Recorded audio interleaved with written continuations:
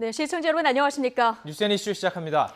장관 후보자 2명이 낙마한 것에 대해서 여야 반응은 크게 엇갈리고 있습니다. 민주당은 성찰과 자성의 계기로 삼겠다면서도 나머지 5명에 대해서는 청문 보고서를 채택해야 한다고 강조했습니다. 반면 야당은 장관 후보자들의 지명 철회를 추가로 요구하면서 청와대 인사검증에 실패한 조국, 조현옥 수석의 경질을 촉구하고 있습니다.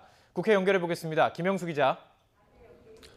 네, 국회입니다. 네, 2명이 낙마를 했고 5명 후보들의 인사청문 보고서 채택 여부가 관심인데요. 오늘이 청문 보고서 채택 시한입니다. 전망이 어떻습니까? 네, 말씀하신 대로 오늘이 장관 후보자들의 인사청문 보고서 채택 시한입니다. 최정호, 조동호 후보자가 낙마하면서 나머지 5명에 대한 인사청문 보고서 채택 여부가 관심인데 이마저도 오늘 시한을 지키기는 쉽지 않습니다.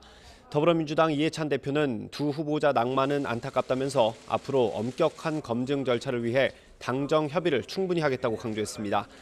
홍영표 원내대표도 국민의 뜻을 겸허히 받아들여 깊은 성찰과 자성의 계기로 삼겠다고 밝혔습니다.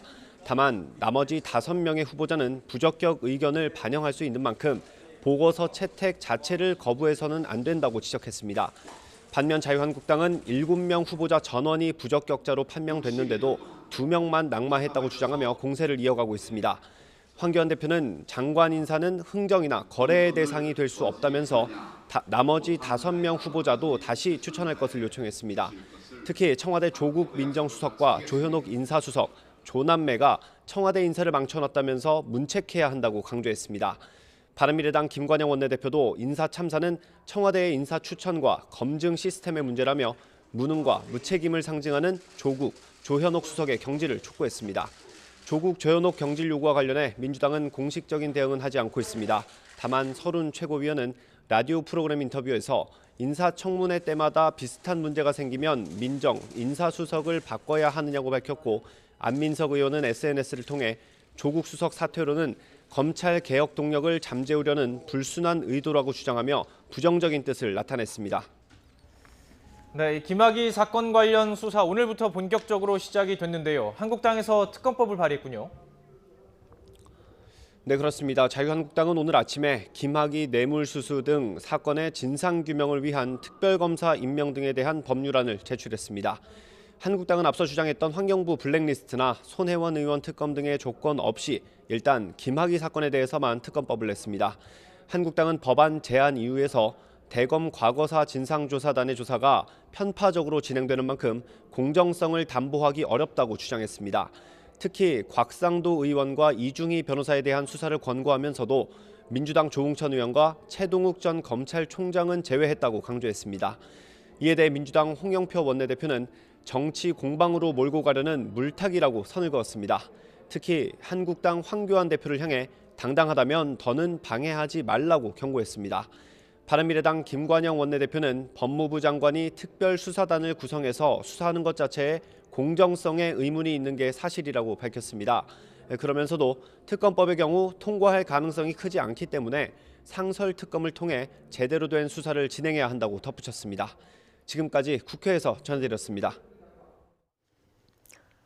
김학의 전 법무부 차관 사건의 재수사가 오늘부터 본격 시작됩니다. 검찰 수사단은 특히 사건의 발단이 된 김 전 차관의 성범죄 정황과 부실 수사 의혹까지 전방위로 조사할 방침입니다. 신지원 기자의 보도입니다. 여환석 청주지검장이 이끄는 검찰 수사단이 오늘부터 서울 동부지방검찰청에 마련된 사무실로 출근합니다. 검사만 13명. 수사관 등 실무자를 합하면 인력이 50여 명에 이르기 때문에 건물 2개 층을 사용할 예정입니다. 앞서 김학의 전 법무부 차관 사건을 조사한 대검 검찰 과거사 진상조사단과 같은 건물에 있지만 수사는 독립적으로 한다는 원칙입니다. 수사단은 일단 법무부 과거사위원회가 넘긴 조사 기록과 지난 2013-14년 사건이 무혐의 처리될 당시 수사 기록 수만 페이지를 꼼꼼히 살펴보고 있습니다. 사안을 명확하게 파악한 뒤 조사 범위와 대상을 정하겠다는 겁니다. 앞서 법무부 과거사위원회는 김 전 차관이 건설업자 윤중천 씨로부터 수천만 원의 뇌물을 받은 혐의와 박근혜 정부 청와대가 수사에 외압을 준 정황을 다시 수사하라고 권고했습니다. 수사단은 이와 함께 사건의 발단이 된 김 전 차관의 성범죄 정황과 부실 수사 의혹까지 전방위로 조사할 방침입니다. 그만큼 마약이나 성범죄, 불법 자금 거래 등 특수수사 경험이 많은 검사들이 투입됐습니다. 부장검사 3명을 중심으로 팀을 나눠 김 전 차관의 뇌물과 성범죄 혐의, 수사 외압 의혹 등을 살펴볼 것으로 관측됩니다. 앞서 문무일 검찰총장은 2차례 수사에도 국민적 의혹이 남았다며 신속하게 관련 의혹을 해소하겠다고 밝혔습니다. 수사단은 구체적인 인선이 확정되는 대로 본격적인 수사에 나설 방침입니다. YTN 신지원입니다. 네, 새 사무실 자리 잡고 첫 출근길에 오른 여환섭 수사단장은 의혹이 없도록 원칙대로 수사하겠다는 의지를 밝혔습니다. 직접 들어보시겠습니다. 원칙대로 수사하고 그 결과를 국민들께 소상히 밝혀서 오역이 없도록 하겠습니다. 현재 지금 기록 검토 중이라서 기록을 충실히 검토한 후에 수사 범위나 대상을 결정하겠습니다.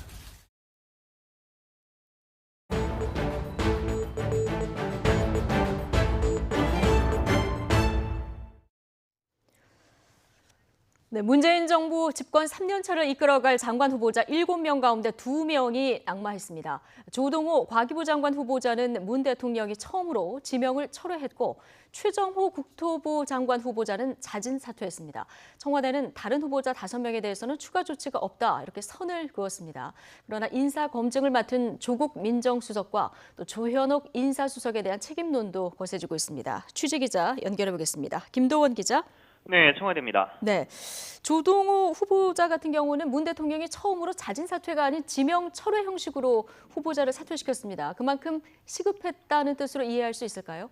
예, 상황이 상당히 급박하게 돌아갔던 것 같습니다. 조동호 후보자는 지명이 철회됐고 최정호 후보자 같은 경우도 자진 사퇴라고는 하지만 발표 30분 전에 사퇴 의사를 밝혔다고 합니다. 그러니까 사실상의 지명 철회라고 봐도 크게 무리는 없을 것 같습니다.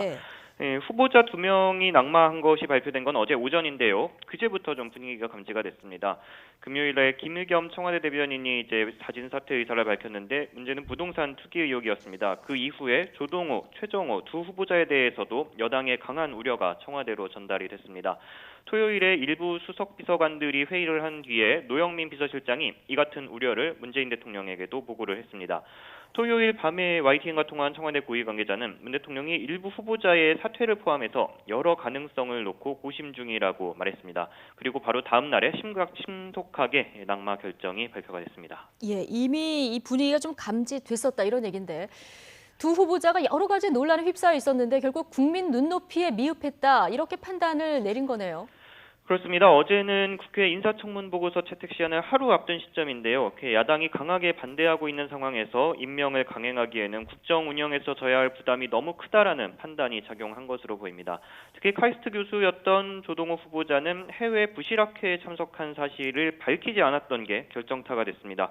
조 후보가 참석했던 스페인에서 열린 학회는 이른바 가짜 학술단체가 주최한 것으로 뒤늦게 파악이 됐는데요. 거기에 외유성 출장 또 아들의 호화 유학 논란까지 종합적으로 판단해서 지명을 철회하게 됐습니다. 최정호 후보자의 경우는 부동산 정책을 맡는 장관으로서 집을 3채나 보유해서 투기 논란이 제기가 됐습니다. 김의겸 청와대 전 대변인도 사퇴한 이유가 공교롭게도 부동산 투기 논란이었기 때문에 최 후보자를 안고 갈 경우에는 자칫 청와대가 고위직 공직자들의 부동산 투기에 면죄부를 준다 이런 비판이 제기될 수도 있다는 우려를 했던 것으로 보입니다. 예. 자, 그런데 어제 윤두한 청와대 국민소통수석이 조동호 후보자의 해외 부실학회 참석 말고 청문회에서 제기됐던 다른 의혹들은 모두 알고 있었다 이렇게 밝히지 않았습니까? 그렇다면은 이런 부동산 투기 논란도 미리 검증했다는 건데 이건 그럼 괜찮다고 본 겁니까? 글쎄요. 일단 기준에는 어긋나지 않는다 이렇게 판단을 한 것인데요. 특히 최정호 후보자 같은 경우는 국토교통부가 부동산 정책을 총괄하는 자리이기 때문에 이 자리에 고가의 아파트를 3채나 가지고 있는 사람을 앉힌다. 이게 문제가 된 것이죠. 그렇죠. 청와대도 다 알고는 있었다고 합니다. 다만 최 후보자는 교통 전문가이고 또 현재 국토부에서는 교통 현안을 해결하는 게 주요 과제라고 생각했기 때문에 발탁을 한 측면이 있다라는데요. 그리고 또 집을 3채를 보유한 이유를 최 후보자가 소명을 다 했고 또 집이 많다고 꼭 장관을 못하는 거냐 그리고 또 7대 이른바 청와대가 정한 이른바 7대 인사검증 배제 기준에 어긋나는 것도 아니다. 그렇기 때문에 최종적으로 낙점을 했다는 설명입니다. 7대 배제 기준을 보면요. 불법적 재산 증식이라는 배제 기준이 있기는 합니다. 그런데 부동산과 관련해서는 공직자윤리법을 위반한 경우 이렇게 돼 있습니다. 그러니까 미공개 정보를 이용했다거나 어떤 직위를 이용해서 한 것이 아니라면 부동산 투기라고 해서 꼭 배제되는 것은 아닙니다. 하지만 부동산까지 총괄하는 주무장관을 뽑는데 이 부동산 문제를 간과했다는 것은 정무적인 판단이 부족했다, 이런 비판이 나옵니다. 네. 이러다 보니까 인사추천을 맡는 조현옥 인사수석, 또 검증을 맡는 조국 민정수석에 대한 책임론이 또 나오고 있습니다. 그렇습니다. 앞서도 들으셨습니다만 부적절한 인사를 추천하고 또 검증해서 걸러내지 못한 책임을 져야 한다. 그러니 두 사람이 물러나야 한다는 게 야당의 주장인데요. 예. 안의 분위기를 보면 조국 민정수석 또 조현옥 인사수석이 당장 교체될 가능성은 크지 않을 것으로 보입니다. 일단 청와대가 밝힌 검증 실패, 이른바 검증 실패 이유로 청와대가 밝힌 이유는 조동 후보자의 경우는 본인이 밝히지 않았다. 그리고 최정 후보자의 경우 7대 기준에는 어긋나지가 않았다. 그러니까 시스템에 문제가 있었던 것이고 이게 인사 라인에 사람에게 책임을 물을 수는 없는 상황 아니냐, 이런 예. 설명입니다. 대신에 이 7대 기준이 국민 눈높이에 맞는지 이것은 검토해 볼 필요는 있겠다는 입장입니다. 고민정 청와대 부대변인 같은 경우도 오늘 아침에 언론 인터뷰에서 자리를 던지는 게 능사일까 의문이 든다, 이렇게 말하기도 했습니다. 특히 조국 수석에 대해서는 문 대통령의 신임이 두텁다는 게 널리 알려져 있고 또 수사권 조정, 공수처 법안 처리 등 검찰 개혁 문제가 문 대통령이 맡긴 가장 큰 임무입니다. 다만 문재인 정부 출범 직후부터 지금까지 자리를 지킨 수석 비서관인 두 사람이 전부입니다. 문재인 정부의 최장수 수석 비서관이겠는데요. 때문에 예. 문책성 인사보다는 청와대 개편 등의 형식으로 교체될 가능성은 있어 보입니다. 예. 자, 김도원 기자. 과거 정부에서는 어땠습니까? 청와대 민정수석이나 인사수석이 검증 실패 책임을 지고 물러난 적이 있습니까? 예, 좀 사례를 찾아봤는데요. 일단 노무현 정부 시절이었죠. 2005년에 이기준 교육부총리가 낙마를 하면서 당시 김우식 청와대 비서실장을 비롯한 인사추천위원 전원이 사의를 밝힌 적이 있습니다. 일괄 사의를 표명을 했는데 노 대통령은 최종적으로는 정찬용 인사수석, 박정규 민정수석의 사표만 수리를 했습니다. 그리고 또 이명박 정부 때를 봐도 2009년에 천성관 검찰총장 후보자가 사퇴하면서 정동기 당시 민정수석이 사의를 밝히기도 했습니다. 하지만 이듬해인 2010년에 김태호 총리 후보가 또 문제가 돼서 사퇴를 했는데요. 이때는 별다른 문책 인사나 사의를 표명한 인사는 없었습니다. 때문에 인사 검증 문제가 있었다고 해서 항상 문책이나 사의 표명이 있었던 것은 아니었습니다. 그때 좀 달랐던 상황인 것 같은데요. 예. 이제 남은 장관 후보자 5명입니다. 이 장관 후보자 가운데 추가 낙마자가 있을까요? 예, 추가로 정리될 사람은 없을 것으로 보입니다. 있다면 예. 어제 발표가 됐을 것으로 보이고요. 김현철 통일부 장관 후보자에 대해서 야당의 사퇴 요구가 아주 거셉니다만 정치 공세에 불과하다는 시각이고요. 적극적인 대북 정책을 추진하기 위한 적임자라는 판단이 있기 때문에 그대로 임명을 할 것으로 보입니다. 또 박영선 후보자 역시 별다른 결격 사유는 없다는 입장이고요. 청와대로서는 문제가 되는 후보자 2명을 정리한 만큼 다른 후보자들은 이미 절차에 따라 임명하겠다는 뜻을 밝힌 것으로 해석할 수가 있겠습니다. 네, 여기까지 듣겠습니다. 지금까지 청와대 출입하는 김도원 기자였습니다. 황교안 자유한국당 대표와 강기훈 후보가 규정을 무시하고 축구장에서 선거 유세를 한 사실과 관련해서 징계 위기에 처한 경남FC 구단이 강하게 반발하고 있습니다. 취재기자 연결해 보겠습니다. 허재원 기자. 네, 스포츠부입니다. 네, 경남FC가 황교안 대표에게 사과하고 법적인 책임도 지라 이렇게 요구하고 나섰죠. 네, 곤혹스러운 상황에 빠진 경남FC는 강경한 입장입니다. 황교안 대표에게 공식 사과를 받아낼 것이고 징계를 받게 될 경우에는 자유한국당이 법적인 책임도 져야 한다, 이렇게 밝혔습니다. 경남은 공식 보도자료를 통해 구단 임직원이 황 대표 측에 정당명과 기호, 후보자 이름이 표기된 상의를 착용하고는 입장이 불가하다 공지를 했다고 주장했습니다. 또 일부 유세원들이 입장권 없이는 못 들어간다는 검표원의 말을 무시했고 상의를 벗지 않은 채 막무가내로 입장했다고 밝혔습니다. 이번 사태로 징계 위기에 처한 경남은 자유한국당의 공식 사과를 받아내겠다면서 징계를 받을 경우에는 황교안 대표와 자유한국당이 도의적인 책임은 물론 법적인 책임까지 져야 한다고 밝혔습니다. 네, 이번 사태와 관련해서 프로축구연맹이 경남FC의 징계 여부를 논의하는데 그게 오늘이죠. 네, 프로축구연맹은 매 라운드 후에 경기 평가 회의를 합니다. 잠시 뒤인 오후 1시에 시작하는 경기평가 회의에서 이번 사안을 상벌위원회에 넘길지 논의합니다.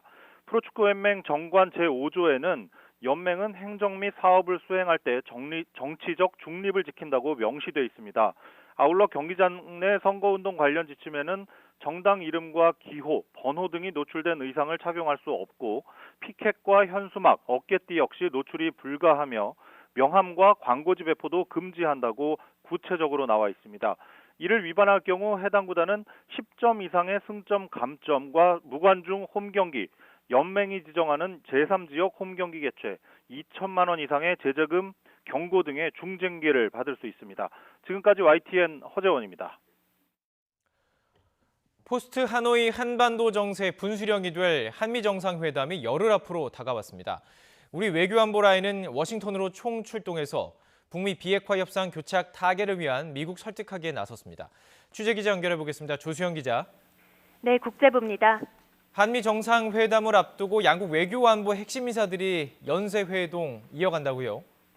그렇습니다. 방미 중인 김현종 국가안보실 2차장이 미국 시간 1일, 우리 시간으로는 내일 새벽 찰스 쿠퍼만 백악관 국가안보회의 부보좌관과 만납니다. 한미 정상회담 의제를 확정하고 북미 대화의 동력을 살리기 위한 공조 강화에 초점이 맞춰질 전망입니다. 김현종 차장은 앞서 워싱턴 도착 직후 기자들과 만난 자리에서 정상 간 톱다운 방식 대화의 중요성을 강조했습니다. 우리 정부 간에 세운 포괄적 합의, 단계적 이행 중재안도 협의할 것이라고 밝혔습니다. 김 차장과 쿠퍼만 부보좌관의 회담에서는 우리 정부의 대북 특사 파견과 남북 경협 등 제재 면제 문제도 거론될 것으로 예상돼 미국의 반응이 주목됩니다. 네, 이 한미 안보수장 회동도 지금 예정이 돼 있는데요. 언제 열립니까? 네, 워싱턴을 방문한 정경두 국방장관도 같은 날 패트릭 셰너헨 미 국방장관 대행과 회담합니다. 두 장관은 북미 비핵화 협상을 견인하기 위한 국방당국 차원의 후속 조치를 협의할 계획입니다. 이와 함께 북미 회담 동력을 살리기 위해 축소된 한미 연합훈련을 평가하고 향후 방향도 논의할 것으로 보입니다. 앞서 지난주에는 한미 외교장관 회담과 북핵 수석대표 회동이 열렸는데요. 강경화 장관과 폼페이오 국무장관, 이도훈 본부장과 비건 대북대표가 만나 포스트 하노이 국면을 평가하고 북미 협상 재개 방안에 머리를 맞댔습니다. 지난주 연쇄 회동에 이어 이번 주 외교안보 라인의 전방위 접촉을 통해서 한층 더 구체적인 수준에서 의제 협의가 이루어질 것으로 예상됩니다. 네, 미 의회를 향한 움직임도 있습니다. 김현종 차장과 정경두 장관, 미 의회 설득전에도 나선다고요? 네, 맞습니다. 김현종 차장과 정경두 장관은 미 상하원의 군사위원회, 정보위원회 소속 의원들과도 두루 접촉할 예정인데요. 북미 협상을 중재하는 한국 정부 입장을 설명하는 데 주력할 것으로 보입니다. 특히 2차 북미 정상회담이 아무런 합의 없이 끝난 이후 미 정치권 안팎에서는 북미 협상 회의론이 더욱 커진 동시에 한미 공조 균열론도 제기되고 있습니다. 때문에 이런 우려를 불식시키고 협상을 통한 북핵 문제 해결을 강조하면서 미 의회의 지지를 요청할 것으로 예상됩니다. 자, 그렇다면 이 한미 정상회담 이후의 협상 국면 어떻게 전망해 볼 수 있을까요? 네, 우리 정부는 한미 정상회담에서 나온 트럼프 대통령의 메시지를 들고 본격적인 북미 중재에 나설 것으로 예상됩니다. 이번 회담에서는 미국의 일괄 타결식 빅딜과 북한의 단계적 접근론, 북미 간 비핵화 해법 간극을 얼마나 좁힐 수 있느냐가 관건인데요. 만약 절충안이 마련된다면 향후 문재인 대통령이 대북 특사를 파견하거나 김정은 위원장을 직접 만나는 방안을 추진할 수 있다는 전망이 나옵니다. 현재로서는 판문점에서의 원포인트 남북 정상회담을 거쳐서 향후 북미 정상회담으로 나아가는 시나리오 등을 예상해 볼 수 있습니다. 지금까지 국제부에서 YTN 조수연입니다. 오늘은 남북이 비무장지대에서 공동 유해 발굴을 개시하기로 약속한 날입니다. 9.19 군사 분야 합의문에도 날짜를 못 박았지만 북측은 아직 아무런 반응을 보이지 않고 있습니다. 우리 군은 일단 남측 지역에서만이라도 기초 발굴을 시작하면서 북측의 호응을 기다리고 있습니다. 취재 기자 연결합니다. 강정규 기자. 네, 국방부입니다. 자, 이 비무장지대에서 우리 유해 발굴팀만 움직이기 시작한 거죠? 네, 그렇습니다. 오늘 오전 9시 반쯤 강원도 철원 비무장지대 화살머리 고지 밖에서 출정식이 열렸습니다. 국방부 유해발굴 감식단 40명과 육군 5사단 지원병력 60명이 참가했는데요. 남북 공동 유해 발굴을 위해 지난 6일 우리 군이 북측에 통보한 인원들입니다. 작업 개시에 앞서 비무장지대에 묻혀있는 전사자들에게 묵념하고 안전사고 없는 발굴 작업을 기원하는 행사입니다. 그러나 통상 유해 발굴 작업을 시작할 때 쓰는 개토식이라는 이름을 붙이진 못했습니다. 당초 오늘부터 공동 유해 발굴에 들어가기로 약속했던 북측이 아직 아무런 반응을 보이지 않고 있기 때문입니다. 우리 군은 일단 비무장지대 군사분계선 이남 지역에서 지뢰 제거와 발굴 지역 설정 작업 등에 들어갔습니다. 북한이 호응에 올 경우 즉시 공동 발굴로 전환할 수 있도록 하는 사전 준비 차원의 기초 발굴입니다. 자, 북한 측이 우리 측 제안에 대답을 늦게 주거나 침묵해하는 일, 그렇게 낯선 장면은 아니죠. 그런데요, 이번에 유독 합의 불이행이다 이런 말이 나오고 있습니다. 이유가 어디 있습니까? 네, 9.19 군사 분야 합의문의 날짜를 못 박은 사항이기 때문입니다. 2조 3항을 보면 공동 유해 발굴은 4월 1일부터 10월 31일까지 진행한다 이렇게 명시되어 있습니다. 이 밖에 최전방에서 상호 적대 행위를 금지하기로 한 게 지난해 11월 1일이었고요. 비무장지대 GP 시범 철수와 상호 검증, 그리고 판문점 공동경비구역, JSA의 지뢰 제거와 초소 철수 등도 합의문에 적힌 시간표를 어긴 적이 없습니다. 따라서 북측이 오늘까지 아무런 반응을 보이지 않으면 9.19 군사 합의의 첫 불이행 사례가 된다는 지적이 나오고 있습니다. 또 합의문에 시한을 못 박은 건 아니지만 남북이 오늘부터 시작하기로 약속한 사항이 하나 더 있습니다. 한강 하구에서 민간 선박 항행인데요. 그러나 이 역시 북측과 추가 협의가 제대로 이루어지지 않아서 당장 시행하기 어려운 상황입니다. 일단 우리 측은 남측 수역에서 시범 운행을 해서 반쪽만이라도 합의를 이행하는 모양새를 갖출 계획입니다. 지금까지 국방부에서 전해드렸습니다. 지난달 수출 실적이 지난해 같은 기간보다 8% 넘게 줄면서 넉 달 연속 하락했습니다. 수출 주력 품목인 반도체 가격 하락과 중국의 경기 둔화가 영향을 미친 탓으로 분석됩니다. 취재 기자 연결해 보겠습니다. 최하영 기자. 네, 경제부입니다. 지난달에도 수출 실적이 좋지 않군요. 네, 지난달 역시 지난해와 비교해 마이너스입니다. 지난달 수출 실적은 471억 1천만 달러를 기록했는데요. 지난해 3월, 그러니까 1년 전과 비교해보면 8.2% 줄어든 수치입니다. 이로써 수출 실적은 지난해 12월 이후 넉 달 연속 감소를 이어가고 있습니다. 이렇게 실적이 부진한 건 우리나라 수출 양대축인 반도체와 중국이 흔들렸기 때문입니다. 수출 주력 품목인 반도체 수출은 가격 하락과 수요 부족의 영향으로 지난해 같은 기간보다 16.6% 줄었습니다. 또 비중이 가장 큰 중국 수출도 중국의 성장 둔화와 세계 교역 하락으로 15.5% 줄어 5개월 연속 하락했습니다. 다만 정부는 지난 2월 두 자릿수였던 수출 감소율이 3월에는 한 자릿수로 둔화했다며 이달에는 좀 더 나아질 것으로 전망했습니다. 지난달 수입은 418억 9천만 달러로 1년 전과 비교해 6.7% 줄었습니다. 수출 부진 속에서도 무역 수지는 52억 2천만 달러로 86개월 연속 흑자 기조를 유지했습니다. 지금까지 경제부에서 전해드렸습니다. 주 52시간 근로제 위반 사업장에 대한 처벌 유예 기간이 지난달 말, 그러니까 어제로 끝났습니다. 오늘부터 이를 지키지 않으면 제재를 받게 되는데요. 고용노동부에 따르면 지난해 7월 도입된 주 52시간 근로제의 처벌을 유예하는 계도 기간이 지난달 말로 종료됨에 따라 오늘부터 근로자 300인 이상 기업이 이를 위반하면 시정 명령을 거쳐서 처벌을 받게 됩니다. 하지만 고용노동부가 지난해 300인 이상 사업장 가운데 392곳을 추려서 점검한 결과 근로시간 위반이 적발된 곳은 20% 정도였고 최근 위반 사업장 대부분이 개선 계획을 완료해 실제 법 위반 사례는 많지 않을 것으로 보입니다. 오늘부터 전국 대형마트와 백화점, 쇼핑몰 등에서 일회용 비닐봉투 사용이 금지됩니다. 물건을 사러 갈 때 장바구니를 꼭 챙기도록 습관을 들이는 것이 필요합니다. 취재기자 연결해 보겠습니다. 한영규 기자. 네, 한영규입니다. 네, 오늘부터 그 대형 점포에서 일회용 비닐봉투 사용이 금지가 됩니다. 위반했을 때 과태료도 부과되죠? 네, 그렇습니다. 오늘부터 대형 점포에서 일회용 비닐봉투 사용이 금지됩니다. 대형 마트와 백화점, 쇼핑몰, 매장 크기가 165제곱미터 이상의 슈퍼마켓 등이 대상으로 전국적으로 13,000여 곳에 이릅니다. 환경부는 일회용 비닐봉투 사용을 억제하기 위해 오늘부터 전국 17개 시도에서 현장 점검을 실시한다고 밝혔습니다. 관련 규정인 자원재활용법 시행 규칙은 올해 초부터 시행됐고 1월부터 3월까지 계도 기간을 거쳤습니다. 고객에게 일회용 비닐봉투를 제공하다 적발되면 위반 횟수에 따라 최대 300만 원의 과태료가 부과됩니다. 자, 그렇다면 이 백화점 등에서 사용하는 쇼핑백 사용이 또 금지되는지, 마트에서도 뭐 속비닐 이런 것도 사용이 되는데 이런 것도 가능한 건지 세부적인 기준도 좀 설명해 주시죠. 네, 백화점이나 쇼핑몰 등에서 사용되는 쇼핑백은 합성수지나 부직포로 된 쇼핑백은 금지되고 종이 재질의 쇼핑백만 허용됩니다. 다만 종이 재질의 재활용이 가능한 코팅을 하거나 손잡이끈과 접합 부분이 분리 가능한 경우 합성수지 사용이 허용됩니다.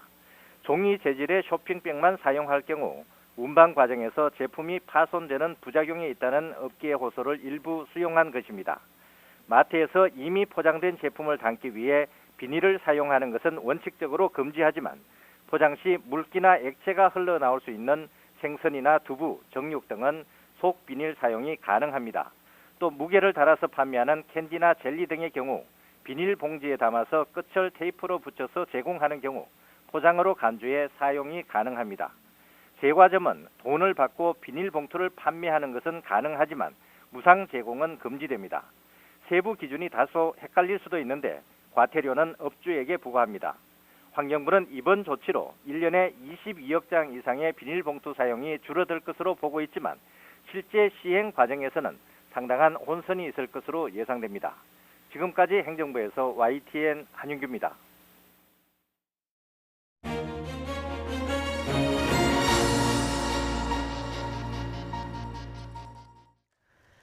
정의당의 데스노트가 또다시 적중한 걸까요? 부동산 투기 의혹으로 정의당이 부적격 대상자로 꼽았던 최정호 국토부 장관 후보자가 어제 자진 사퇴를 했고요. 아들의 황제 유학과 부실 학교 참석을 이유로 역시 부적격 대상자로 꼽았던 조동호 과기부 장관 후보자는 지명 철회됐습니다.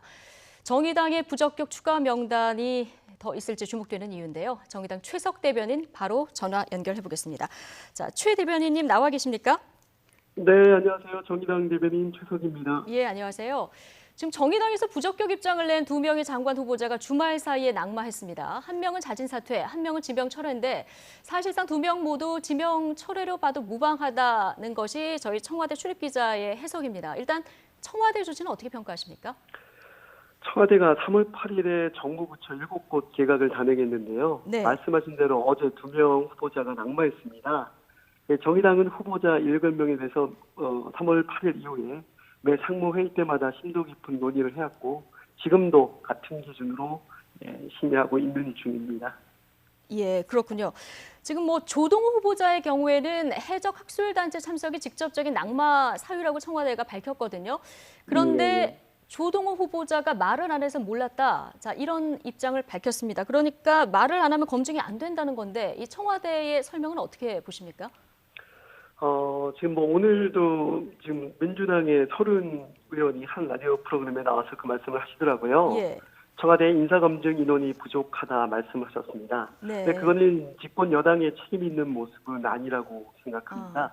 인사가 만사인데 어떤 일보다 지금 대한민국에서 우선적으로 집중해야 될 일이라고 생각하는 게 바로 인사라고 생각합니다. 만약에 인원이 부족하다면 예. 인원을 부족해야 될 것이고요. 인사검증 시스템이 문제라고 생각한다면 시스템을 바꿔서 적극적으로 문제를 해결할 수 있는 지금은 그런 자세가 필요할 때라고 생각합니다. 아, 문제가 있다면 좀 적극적으로 대책을 마련하는 것이 맞는 시점이다. 이렇게 보시는 거군요. 네, 맞습니다. 예. 자, 오늘은 법에 정해진 인사청문 경과보고서 채택 시한입니다. 지금 나머지 5명 후보 가운데 혹시 정의당에서 추가로 부적격하다 이렇게 보신 후보가 또 있습니까? 저희가 아까도 말씀드렸지만 지금 7명을 매 상무회의 때마다 계속 그렇게 같은 잣대로 계속 검토하고 있는데요. 네. 이게 지금 오늘 시한이 넘기는 게 계속 반복되는 일이잖아요. 그렇죠. 그래서 지금 미국 같은 경우는 평균 한 70일 정도에 비한다면 우리나라는 한 20일이라고 하면 참 짧다고 생각하고요. 그리고 또 이게 20일이라 해도 유관기관에서 후보자가 제출한 보고서의 사실관계를 거의 확인했거나 검증된 보고서라 그러면 모르겠는데 네. 지금 거의 청문회 과정에서 의원님들이 하시는 거는 후보자 제출한 자료가 사실관계냐 아니냐 확인하는 데 거의 시간을 다 쓰고 있거든요. 예. 그리고 더군다나 후보자가 자료 제출하지 않으면 검증할 대상도 없는 거고요. 예. 그래서 바꾸자고 한다면 개인의 프라이버시라든가 인권 침해를 제한 자료는 제출하게끔 좀 강화할 필요도 있어 보입니다. 예. 그리고 지금 후보자들은 증언자 위치에 있는 게 아니기 때문에 뭐 위증 처벌 대상도 아니고요. 예. 그렇다 그러면 뭐 만약에 문제가 된다면 그거는 형법에 뭐 일반적으로는 허위사실 유포죄에 해당할 여지가 있을 뿐이니까 예. 이런 점에서도 분명히 제도는 개선돼야 될 여지가 있다고 봅니다. 예, 어쨌든 그러면 적격이든 부적격이든 간에 정의당에서는 5명에 대해서는 인사청문 보고서 채택에 협조하실 생각이신 건가요? 그거는 뭐 저희가 뭐 내일도 있을 뭐 의총이라던가 그렇게 해서 예. 청문회에서 논의해서 나올 것 같습니다. 알겠습니다. 제가 대변인이라서 여쭤봤고요. 예. 근데 한국당에서는 이번 청와대 조치가 박영선, 김현철 후보자 지키기 위한 꼼수다 이런 비판을 내놓고 있고요. 그리고 부적격으로도 보고서를 채택하지 않겠다 이런 입장입니다. 이 주장에 대해서는 어떻게 보십니까? 뭐 각 당의 뭐 야당의 가장 큰 임무라고 한다면 여당의 견제라고 생각합니다. 예. 자유한국당이 본인들의 후보자가 나왔을 때 들이댔던 잣대를 그대로 동일하게 들이댄다면 예. 국민들도 분명히 거의 동의하실 거고요. 그게 아니고 뭐 내로남불이라고 한다면 국민들께서 분명히 동의하지 않으실 겁니다. 자유한국당은 분명히 그걸 알고 있다고 생각하고요. 한국당도 알고 있을 것이다. 예, 알고 있겠죠. 네. 네, 알겠습니다. 자, 최 대변인님, 유독 정의당이 콕 집어서 반대한 인사 결국 뭐 하차한다는 게 굉장히 신기하기도 하고요. 지금까지 적중률이 너무 높아서요. 정의당 데스노트 얘기가 또 나오거든요. 네. 부적격 대상자를 선정하는 기준은 어떤 걸로 삼고 계십니까? 혹시 우리 김정아 앵커님 점 보신 적 있으신가요? 점이요? 예, 제가 점집에 가서 점을 본 적은 없습니다. 예. 왜 여쭙느냐면 네. 정의당은 사실은 항상 이런 인사가 있을 때 상식적이고 일반적인 말만 한 겁니다. 예. 국민들의 목소리에 귀 기울이고 국민 눈높이에서 바라보고 정의당의 한 말이 뭐 다 적중됐다는 말이 만약 사실이라면 다른 정당은 저는 반성해야 된다고 생각합니다. 정의당이 특별하게 무슨 첩보를 받아서 평가하거나 새로운 정보를 수집해서 후보자를 검증하지는 못합니다. 예. 다만 국민의 정서라는 그거 하나만 우리가 반영해서 검증 절차 시스템이 저희는 다른 특별한 검증 절차 시스템 없이 정서를 반영한 것뿐이거든요. 그래서 뭐 지금 뭐 많은 언론이 얘기를 하시는데 예. 정의당의 데스노트는 제 생각에는 결과가 나온 뒤에 아전인수격으로 뭐 언론이 얘기한 경우가 많다고 생각이 듭니다. 네. 추상적인 말들 나온 사실에 대입해서 결과가 나온 거라 생각해요. 예. 유명한 점집 가면은 사실 객관적이고 구체적인 답변보다는 추상적인 말을 해주시잖아요. 예. 몇 세 이후에 복이 있을 것이다. 화복이라는 건 사람이 생각하기 나름일 테니까요. 정의당의 검증 절차 시스템은 국민 정서라는 기준뿐입니다.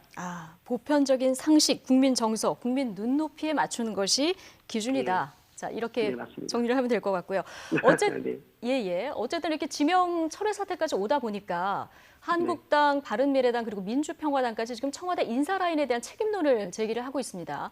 조국 민정수석 그리고 주현욱 인사수석이 물러나야 할 사안인지 정의당은 이 부분은 어떻게 보고 계십니까?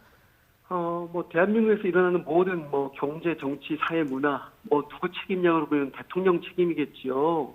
네. 그렇다고 뭐 경제가 나쁘다고 대통령이 탄핵되거나 물러나야 된다고 생각지는 않습니다. 다만 이게 반복되는 인사에 관련돼서 나오는 말들이 공통적으로 지적하는 말들이 있는데요. 아까도 얘기했듯이 그것이 과연 어떤 좀 더 인사에 대한 의지를 좀 더 뭐 강화시켜서 검증 시스템을 뭐 강화시키던가 인원이 부족하면 인원을 채우던가 그런 방법이 분명히 필요하다고 생각합니다. 예, 뭔가 시스템을 조금 부족하다면 정비할 필요성이 더 먼저 선행돼야 된다. 네, 그렇게 봅니다. 예. 자, 남은 시간 동안 이 얘기 짧게 해보겠습니다. 4.3 보궐선거 이틀 앞으로 다가왔는데요. 지금 황교안 대표의 창원 축구센터에서의 선거 지원 유세 이 부분이 지금 문제가 되고 있는데 이게 지금 경기장 안까지 들어가서 유세를 했기 때문에 문제가 되는 겁니까? 뭐 계속 우리 언론에서 나왔지만요. 예. 지금 뭐 어떤 선거법이라는 건 가장 중요한 게 페어플레이입니다. 네. 그리고 또 말대로 뭐 많은 사람들이 모여 있는 곳에 뭐 역 안이라던가 이런 것은 위험성이 있을 수 있기 때문에 금지하고 있는데요. 지금 자유한국당에는 스포츠 정신이 없다고 하는 게 가장 문제일 겁니다. 스포츠 정신의 핵심은 페어플레이인데 규칙 준수를 절대 중시하지 않는 것이죠. 자유한국당은 분명히 선거출이 되면 경기하는데 얼마나 매혹적인 장소겠어요. 일정한 출입구로 많은 사람들이 갈 테니까 네. 거기서 명함 돌리고 유세하는 게 좋아서 그곳에 간 건 맞을 텐데 예. 중요한 거는 거기 지금 정의당의 이정미 대표도 거기 계셨고요. 예. 바른미래당의 손학규 대표도 거기서 밖에서 유세를 하셨어요. 아, 후보들 다 있었는데 축구장, 그러니까 경기장 밖에서 유세를 하셨다는 거죠? 그렇죠. 그렇죠. 예. 예. 근데 본인만 지금 그 안을 들어갔단 말이에요. 예. 본인만 똑똑하고 본인만 그걸 생각했다고 생각해서 들어갔다고 한다면 그거는 독설이고 자만일 테고요. 네. 분명히 그리고 출입구에 가니까 관계자가 자세하게 설명을 해줍니다. 예. 들어가셔서 선거 유세하면 위법이라고요. 그런데 그럼에도 불구하고 예. 한국당에서는 지금 현장에서 결정이 이루어지다 보니까 협회 규정은 몰랐던 부분이다. 그리고 이 선거법 위반인지는 선관위 유권 해석을 받았다. 이렇게 얘기를 하고 있거든요. 그거는 정말 위험한 발언이고요. 네. 경남FC 성명서에 분명히 얘기를 합니다. 예. 거기에 관계자가 출입구에서 들어가면 위법이라고 말을 했고, 그리고 말 그대로 경기장에는 입장 티켓을 갖고 들어가지 않은 것도 작은 문제긴 하지만 그것도 문제겠죠. 가장 중요한 건 지금 경남FC 구단주는 네. 경남 도민들이십니다. 그러니까 자유한국당의 이 경기장 난입은 경남 도민에 대한 무시라고 생각합니다. 만약에 경남FC가 받게 될 불이익이 있다면 그것은 몇 배로 부메랑이 되어 자유한국당에 날아갈 거라고 생각합니다. 그러니까요. 앞서 저희 스포츠 기자 얘기를 들어보니까 만약에 구단이 규정상 제재를 받게 되면 이게 무시할 수준이 아니던데요. 어쨌든 애꿎은 구단에 피해가 돌아가는 건 아닌지 팬들의 걱정이 큰 상황이고요. 한국당 추가 입장은 좀 저희가 지켜보도록 하죠. 의원님, 저희 대변인님 지금 시간 나눠서 여기까지만 듣겠습니다. 네, 감사합니다. 예, 고맙습니다. 최석 정의당 대변인이었습니다.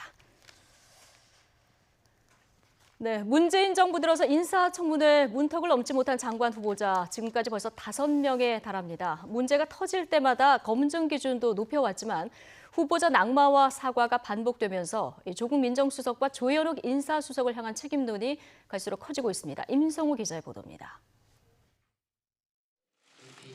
문재인 정부 출범 보름여 만에 임종석 초대 비서실장이 대국민 사과에 나섰습니다. 내각 후보자들의 위장 전입 논란 때문이었는데 5대 비리자 공직 배제 공약을 못 지켰지만 악의적인 부동산 투기 사례는 없었다며 이해를 구했습니다.